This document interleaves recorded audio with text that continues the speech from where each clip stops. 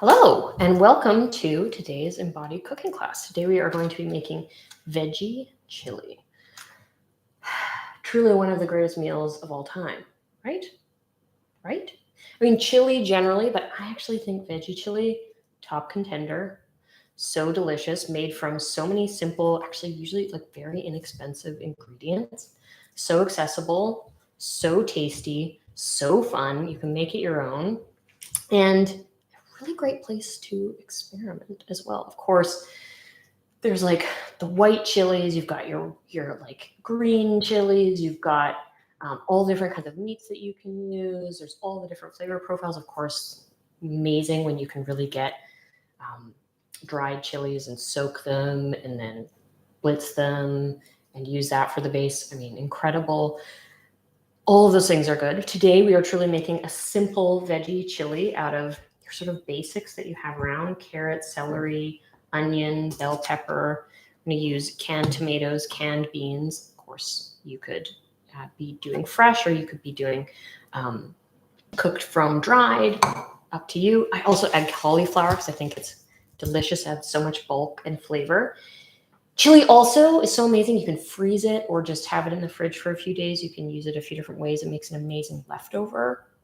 And what I am going to do today is I'm going to add tofu. And usually with something like this, I would, if I'm doing a veggie version of it, I would do like a ground round, like a meat replacement kind of thing. But I'm going to use tofu today and kind of scrunch it all up with some oil in the pan and add a bunch of spices to it and kind of see how that goes. I think it'll be fun. And the reason I'm doing that with you today, something I really haven't done in many, many years, is because I just want to show you how easy it is to experiment with something like this, and how the process of experimenting with something like this that is so forgiving and so good and just going to be good no matter what, is it's a really great way to learn to trust our inner voice, the inner voice that tells us that tastes good, that doesn't taste good. What can I do about it? Because that's what we're really learning to do. We all have the ability to make food delicious to our taste within our bodies. We're born with it.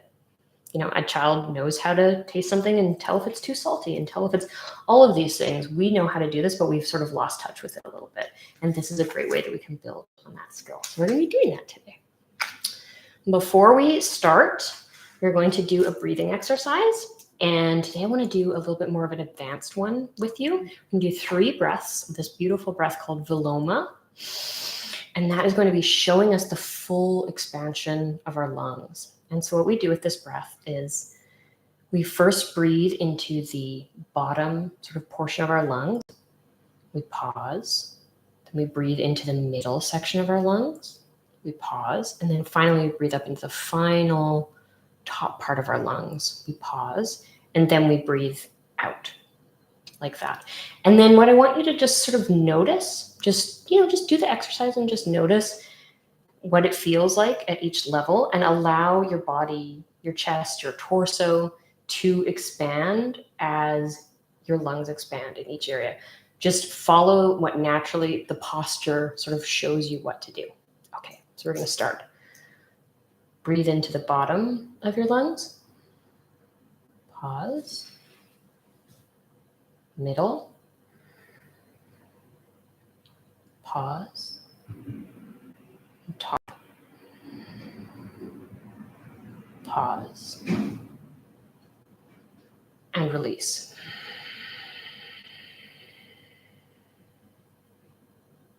Let's do it again. Bottom. Pause. Middle. Pause. Final, upper.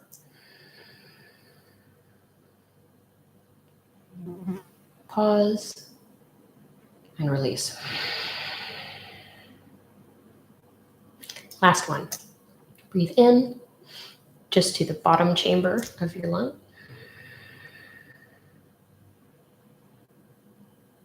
Middle. Pause. And upper.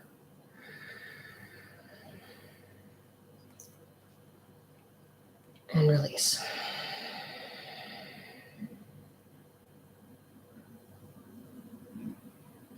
And maybe next time we'll do it the other way around, where we breathe one in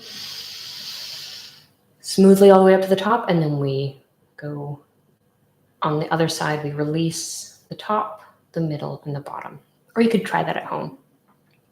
But something that I tend to notice, and I'd love for you to just take a pause and see what you feel, is that there's this sense of just a little bit more lung capacity after that, and the smoothing out of the breath. And of course, as always, when we consciously breathe, I feel like I am here ready to work with you. Okay, so we're going to start with this tofu because I'm going to try to get a little bit of color on it in the pot. Scissors out. Who am I kidding? I'm so terrible with opening packages. I use my teeth. I just do not have the knack for it. Never have. Even when I was the oldest sibling, and my sister would always, I'd have to hand it to my middle sister and be like, "Can you open this package for me?" Okay, so we have some firm tofu that's just in its own water. And with tofu, we often want to treat it like we want to squeeze all the water out of it. In this case, it's really not a big deal. We're going to go over to our pot here and get some oil happening. And I'm going to treat this tofu a lot like I would treat meat, a little differently because, of course, it is not going to release any fat whatsoever.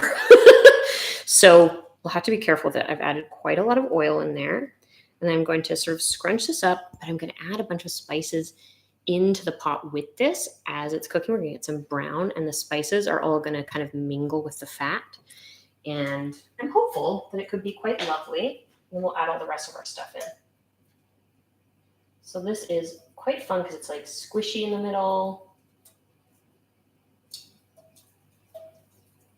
And if you don't like this sort of visceral experience the way that I for sure do, and you know this by now if you've been watching for a little while, you could use, 2 forks, put this in a bowl, something like that, just to not get your hands in there, but I certainly enjoy it. And all the pieces are irregular. Squish. We have the gentle sizzle starting. Got it on medium, sort of high heat to begin with. We'll see if that is what feels right.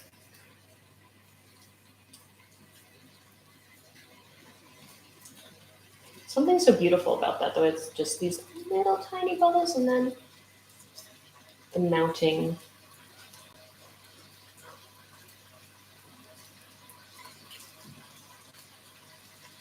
sounds. Wow. It does make me feel, it's like I'm a symphony conductor. Oh. All right. Scrambled up. Scramble is totally not a word, but it should be. My daughter used it many years ago, and now I just say it all the time because it's just that's the right word for a lot of it.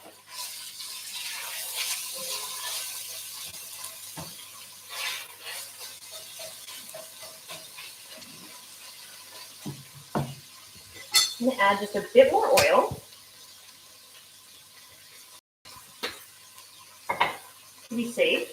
And then I'm going to do all classic chili spices. We're going to do some cumin powder. I think I've got probably I think I sent you guys a recipe that just seemed like a very solid veggie chili recipe, just to work with to start, because I hadn't decided what I was doing. But we've got about a teaspoon of cumin. And I have ground chili. This is actually kind of a blend that has some more stuff in it. It's going to function as the spicy portion. You can use fresh chilies in this too. Ooh. I just don't have any right now. And smoked paprika, which we'll add when we're not, for a veggie chili, we don't have a smoky element like chipotle or any sort of smoked chilies or anything like that. So, or smoked meat. So having like a smoky spice is really nice. We've got another teaspoon or so of that. And lastly, oregano. About a teaspoon or so. And we'll see if this feels like enough as we add in all of our ingredients later. I do want to kind of heavily spice this first part, because we're going to be having all these veggies and tomato and, oh yeah.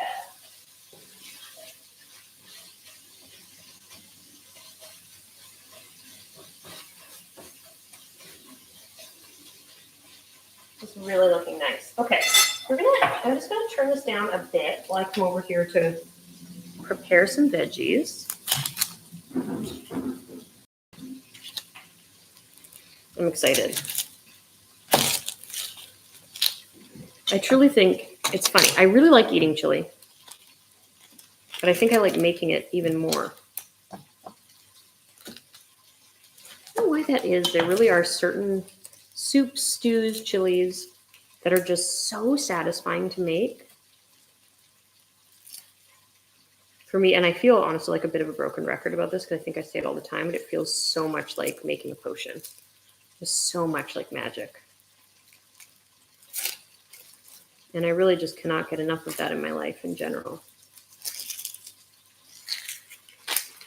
I'm a little excited, so I'm breathing. I'm not breathing as deeply as usual. Oh, I'm so excited. I'm going to slow myself down consciously now.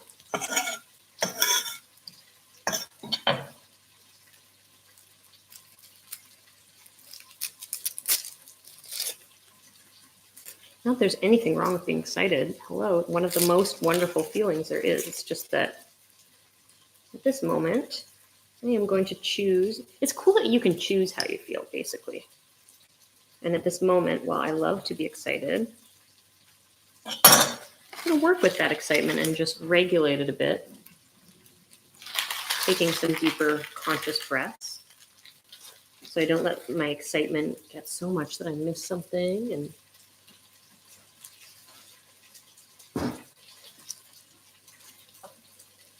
don't offer you everything that I can offer.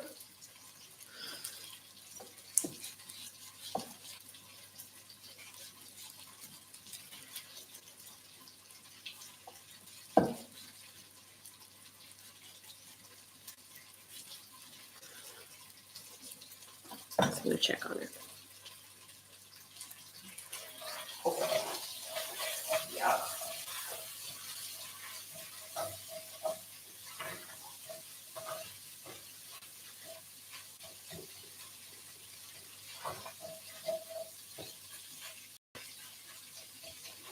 Fabulous. And checking on it quite frequently, much more so than I would do with meat, because again, because it's not releasing any fat, it means that it's going to get kind of stuck to the bottom pretty easily. So I just want to make sure that it doesn't become burny and, wasting that food. We don't want, if it's stuck to the bottom of the pot, we can't eat it. And it's a total pain, of course, to clean.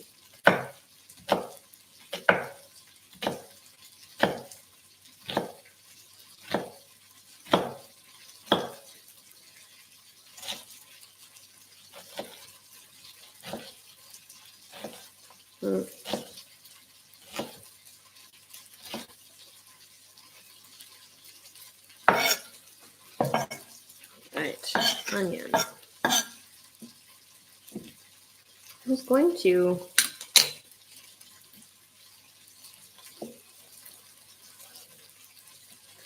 going to peel this, but I don't really see the point actually. And chop it all up. There's so much else in there. They're clean. That's all that matters.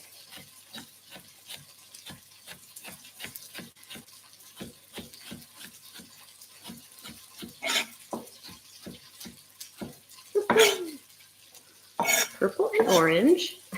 Look at this sad celery situation. but it's gonna be just fine in my chili. This is really profoundly not crisp today. But it really doesn't matter. Yeah, like I wouldn't want to just be chomping on this one for a snack. But it's fabulous still in something like this.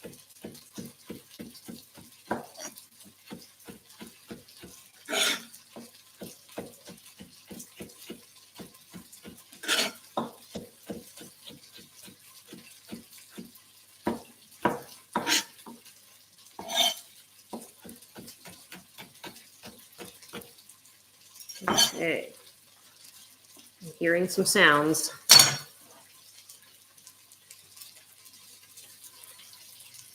Add all these veggies in here.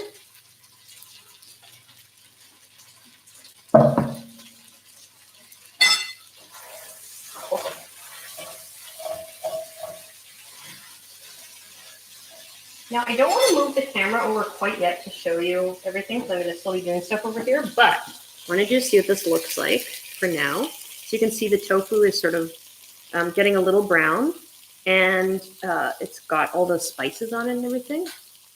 That's really nice. And even we can see, I'll just show you the bottom of the pan is kind of getting that crispy stuff. So I'm probably just going to add in a little bit of liquid to try to bring that off the bottom because we don't want that to continue to stick and stick and stick.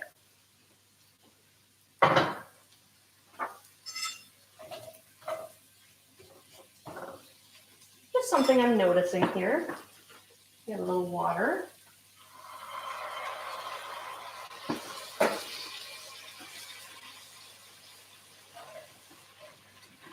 Now this is the technical term for this process is called deglazing. And it literally just means something is hot, it's stuck to the pan. Usually when we're talking about deglazing, we're talking about meat. We're talking about like cooking a big piece of steak or something. And then we want to deglaze it, and that's actually how we make gravy or make a pen sauce or something like that, because we're bringing all that yummy charred meat flavor off the bottom of the pan with water or with any liquid, with wine, with whatever, with sherry vinegar, whatever we have. In this case, just some water. But it's also another fun trick.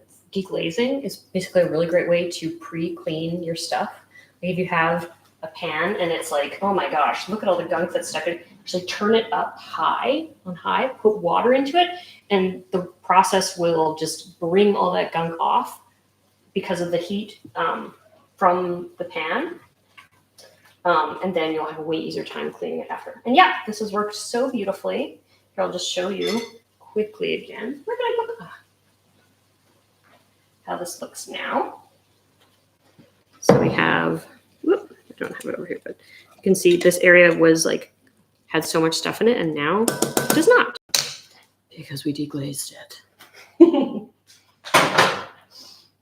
And I'm feeling like there's not as much, like, this is a chili, so we gotta add some more spice. Do a little bit more of all this. And I am adding it now as opposed to later because it will end up so much more profoundly flavorful if we add it earlier on. It will mix with the oil.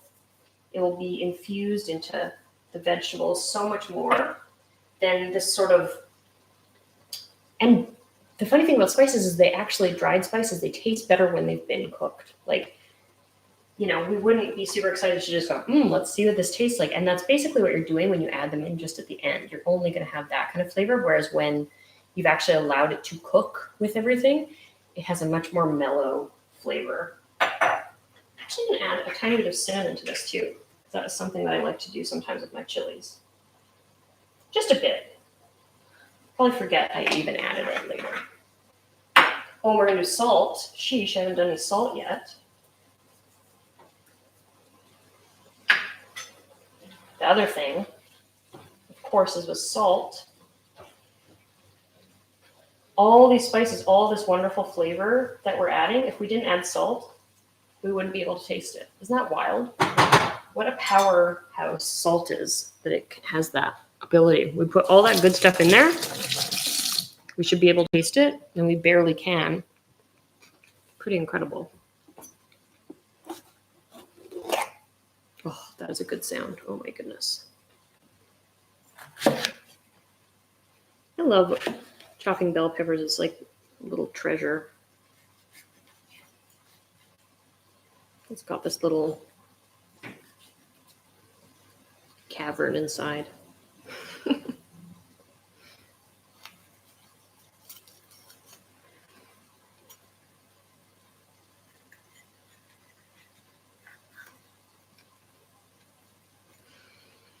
Mm.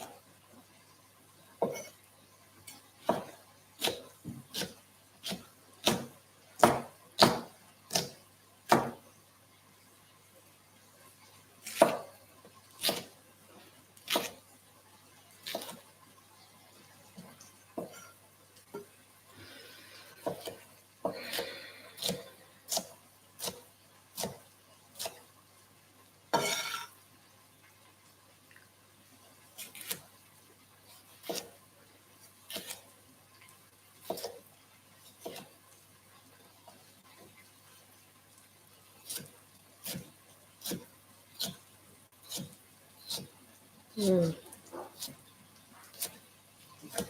They're very special.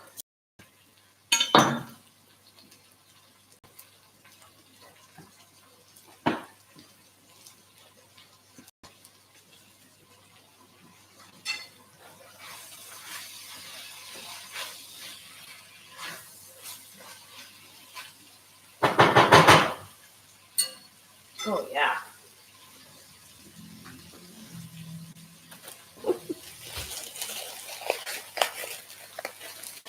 We do chili cook-offs. This is a thing. Why? Why is this? I think because, like I was saying, there's just so many different kinds that can be had. Like within one dish, there is no one. This is like finally, what I think about every dish is that there's no one right way to make it. But it's like we get this when it comes to chili, right?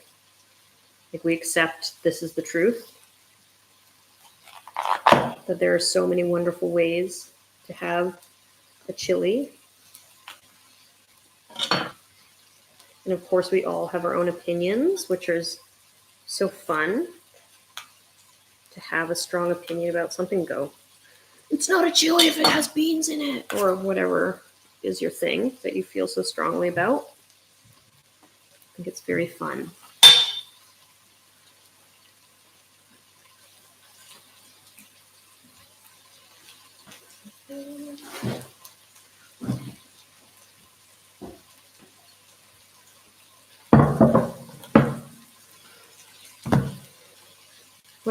There it is. But yeah, it's like we respect and understand like that every chef is. It's why it's almost like I always feel funny sharing even a recipe for a chili because I'm like, sure, that was a great chili today. Like I'd make it different tomorrow. I just would. I can't help myself. Can't make the same chili twice somehow. It's one of these dishes that it's almost like the day you make it. It's the representative of that moment, what you're feeling, everything that you're experiencing, how dark it is outside, how warm it is inside.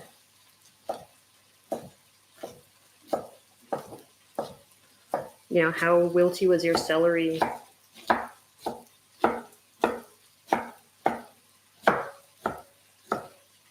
How many vegetables did you want to use up? Who's coming over later? All of these things sort of come into it. And it's not that they don't, of course, with everything that we make. But somehow,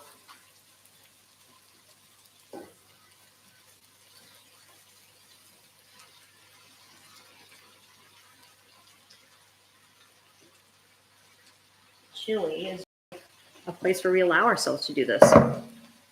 Okay. Oh, you know what? I forgot about the garlic. Well, that's okay. We can put in a couple. Why not? We'll just do a couple of cloves right now. And then we'll be done with the veggies.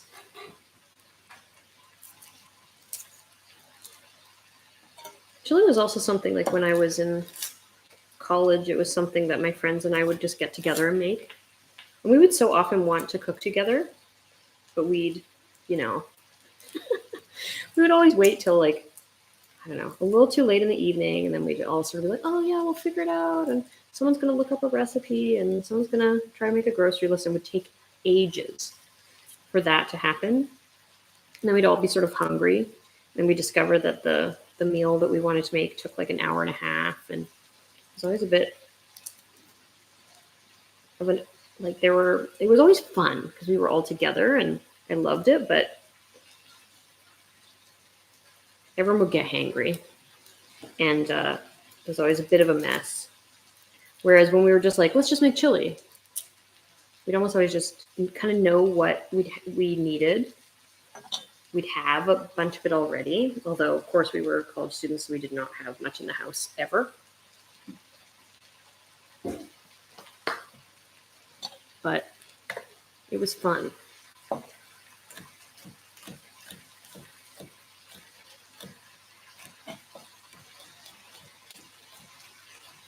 think the other thing, maybe that's the other thing, it's very much it works for everybody kind of a thing. Works for the vegetarians and the vegans and the people who are eating gluten-free, and the people who eat everything are still happy with it usually, no matter what.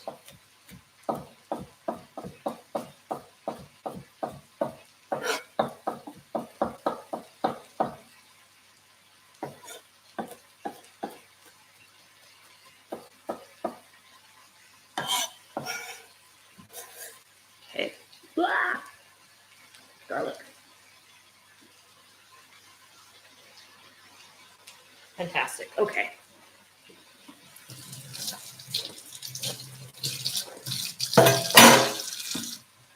Now we can perhaps move over to the stove.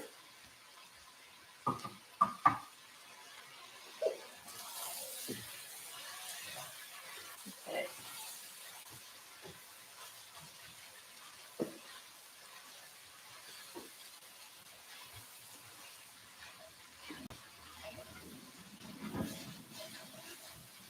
I'm going to deglaze again.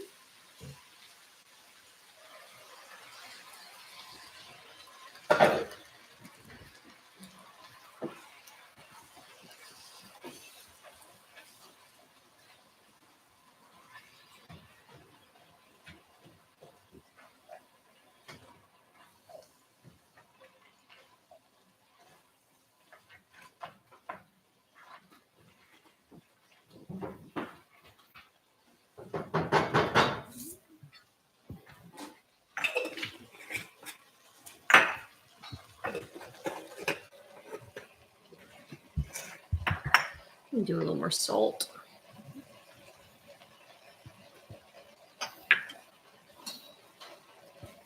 Ooh, and I have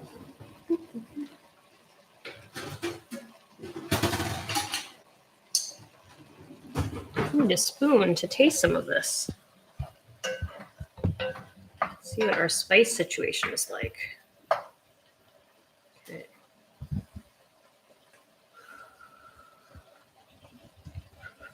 Hot.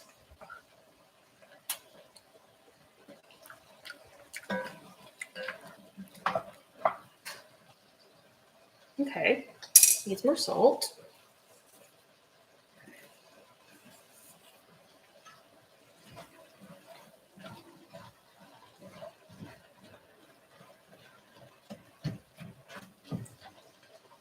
Cool, but getting there. Whew. Now we can add our various beans and tomatoes.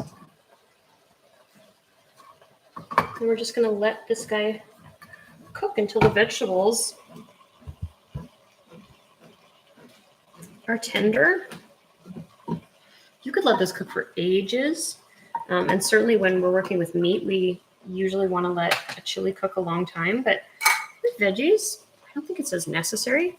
I'm adding this whole thing and I'm not even rinsing the beans. We're using the water and everything. Just being very cavalier about this. Okay, so we're doing black beans and pinto beans.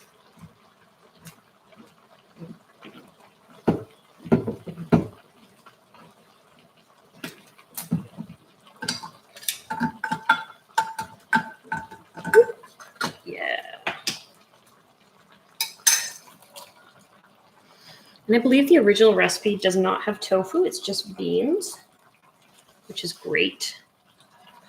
Also,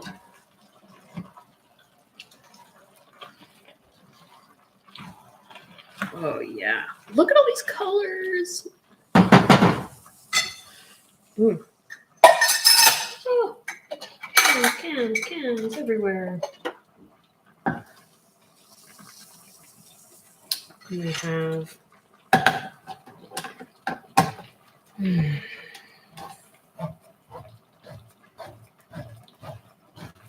some fire roasted crushed tomatoes. And I chose that today because I just think that works so well for chili, but just regular canned tomatoes are, of course, awesome as well. And you could use whole or chopped or whatever. So usually I do, pardon me. Usually I do whole and tend to chop them up. Just some belief that like they're sort of higher quality usually, but it's very convenient having the crushed already. Oh my gosh, look how full this pot is. All this good stuff. And as you can see, there's already really a lot of liquid. And I think the thing about a chili is it's not a soup, okay? I do not want a super thin chili, but I am going to add a little bit more water to this, just to give it something to cook in.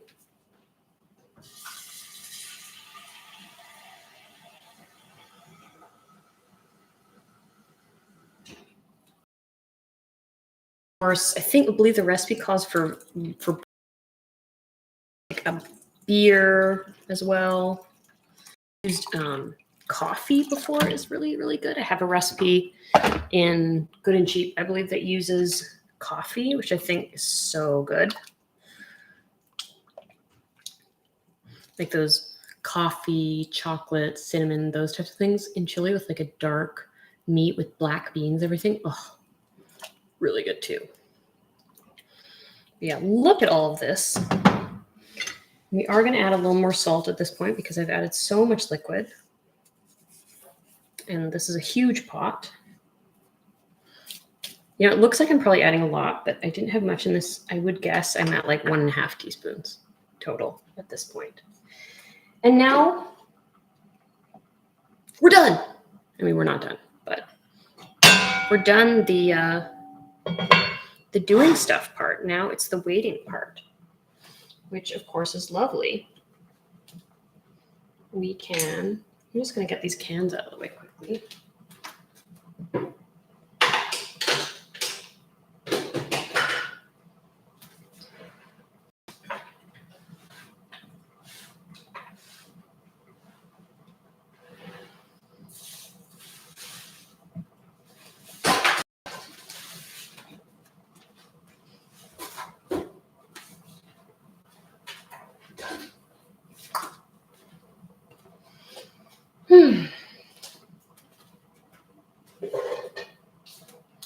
And since we're here, and because I want to show you the final product, of course, rather than sort of say, magic, let's come back in 15 minutes and talk, we will do a little meditation. Yay. Oh my gosh, you guys, I have been in jury duty for 2 weeks. So I was on a trial, a civil trial. It was nothing too super dramatic, but still important. And of course, I was paying attention. And you'll be unsurprised to learn that while I was in the jury box listening, I was doing a lot of my deep breathing, and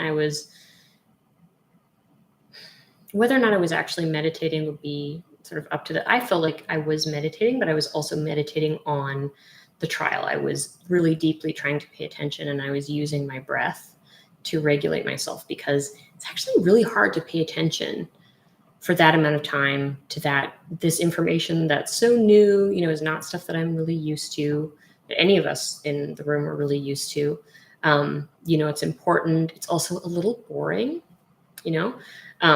because there's all these little like technical sort of lines of questioning. There's repetitiveness, hot, stuffy room. There's no windows. You kind of know you're really being scrutinized by everyone, and you want to look like you're paying attention. It's kind of a lot of pressure. And so as a result, and it's high emotion, right? Like from everybody, because there's a lot on the line for everybody. And I was feeling all of that. And so for me, the answer was just deep breathing and meditating. And so I was sitting there in my chair with my hands out, or my hands down, actually, depending on how I was feeling. Just taking super long, deep breaths in and out. And it was funny because people were noticing. Of course, my fellow jurors were, a couple of them would like do it as well, because they're like, oh, that's a good idea. And some of them were asking me about it, and just noticing. And I noticed for myself that I was much more calm in my body during it than I would have been. I noticed one of my other jurors right next to me was very much like the way that I have always been my whole life, very sort of responsive to other people's emotions. And so for every moment where there was an intense thing, she would, eat about it. And I was like, oh, I'm feeling all of that. And yet I could sit there quietly, sort of breathing the whole experience through my body. And it helped me feel calm and focused. And I really liked that. And apparently one of the lawyers actually noticed, was like, oh, I think one of the jurors was meditating during that. Which is funny to just realize that I had been found out.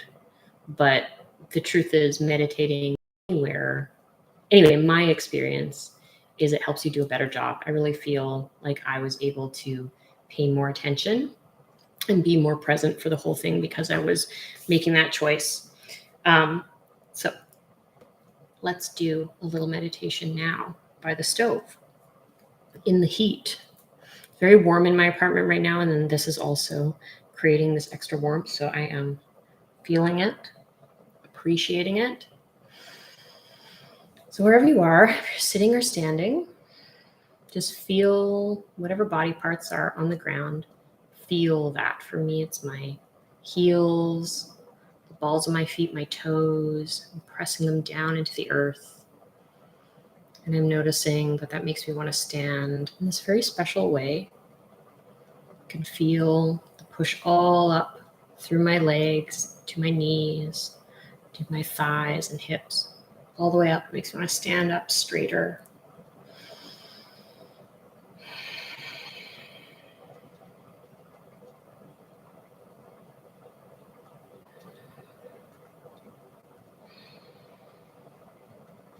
Now notice, if you will, wherever you are, any sounds in the room. What's the furthest sound you can hear? Just note that and bring yourself back. And as you bring yourself back to your body, to your skin, outside of your body, go inward to the very center of your body.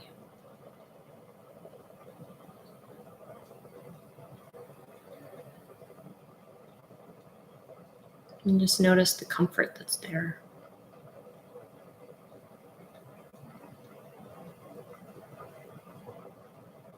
The warmth, the steadiness of your breath, always moving in and out. In and out. And we can choose how long to make the in, to slow it down, to breathe through our nose and allow that to naturally slow our heart rate down. It brings us into this calm, open, receptive state.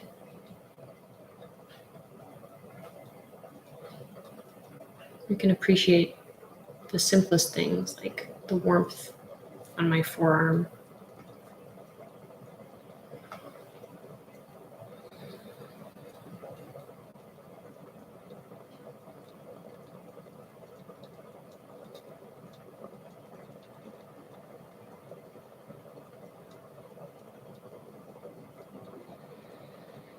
Each breath, you are naturally going a little deeper inside yourself.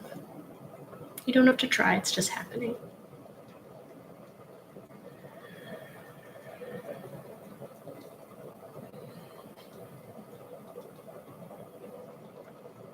As you breathe, you're just able to focus more and more on just yourself.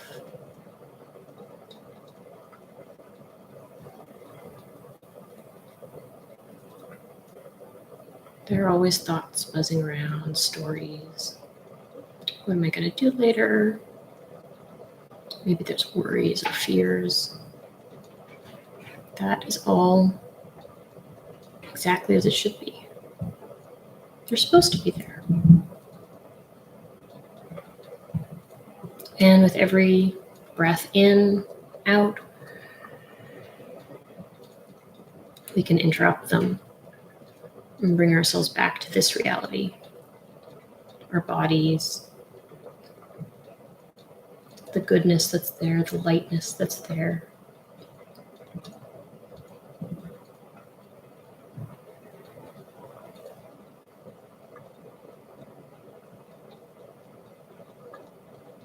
As we do this, we are creating more space. Space between one thought and the next. Space between our ribs as we breathe so deeply.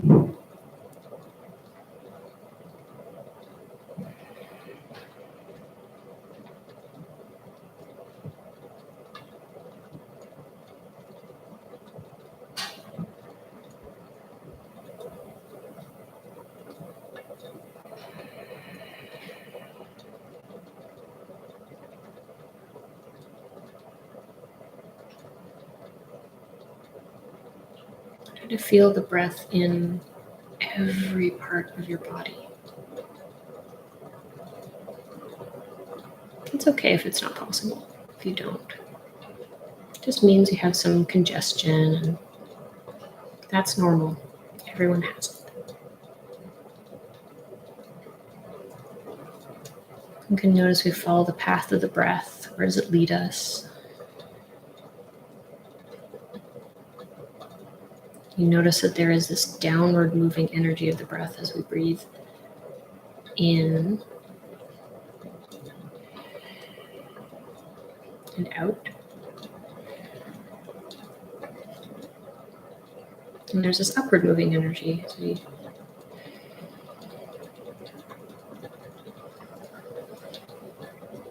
in.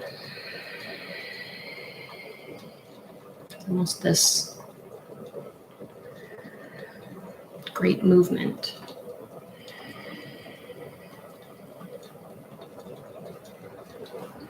We are at once grounded to the earth,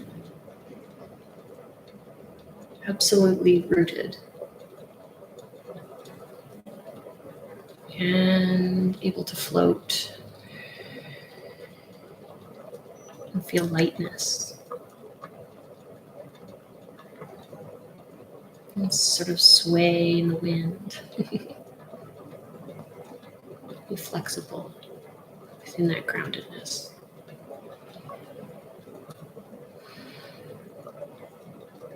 It's a natural state of our bodies to be this way.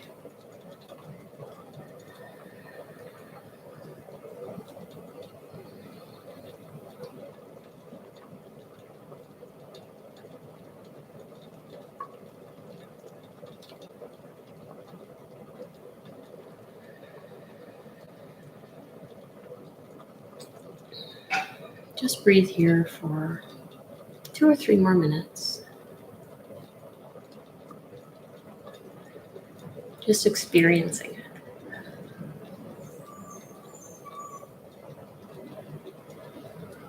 Anything that's coming up is just supposed to be there. Don't fight it, just allow it. And come back to the breath.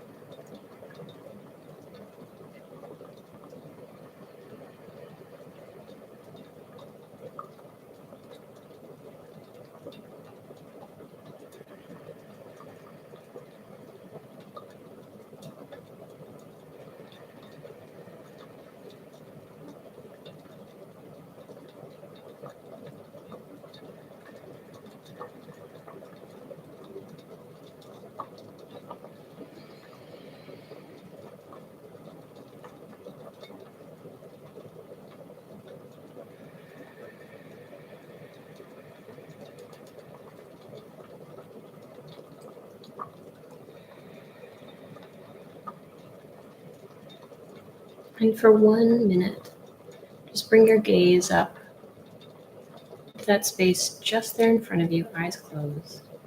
Just for 1 minute, focus only on that. Let there be just one thing that you're focused on. Just one.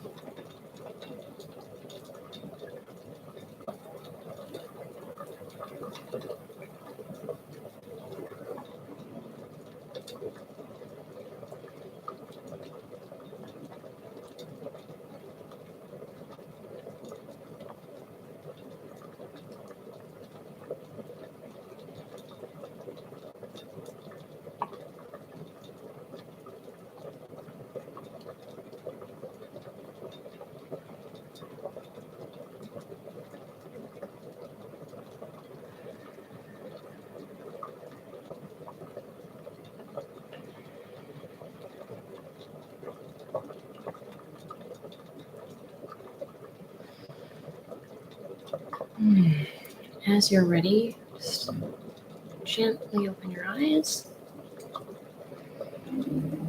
Come back to the world of chili.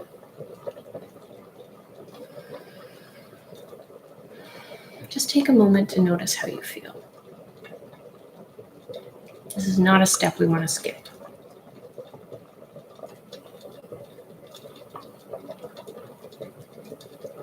Every time we do something that is good for us, like meditating, like making food, like feeding ourselves, like showering, like reading a book that we've been meaning to read, anything that we do that is good for us, so important to take a moment to notice how we actually feel when we do something like that. In that moment, we are integrating that into our bodies and teaching our body that this is something we like, which is something we really do need to learn because we have so much stimulation around us all the time, sending so many messages that are confusing. And so we can choose in those moments to kind of reprogram ourselves to notice what really authentically feels good. Okay. Woo, I'm sweating over here. It's quite exciting, actually. Okay. Look at this. This looks wonderful. And in truth, I would recommend leaving this for another 20 minutes or so, just to thin, or not to thin down, actually to thicken up, and just to allow the vegetables to become a little more tender and mushy and just everything to be integrated. The other thing, this person suggests taking some portion of the chili and blending it up into a sort of paste and then adding it back in, and that will of course make it very thick. And I think that's a pretty cool tip. If you want to try that, go for it. I'm not going to do that today. We're just going to keep it as it is, and I'm going to taste it now.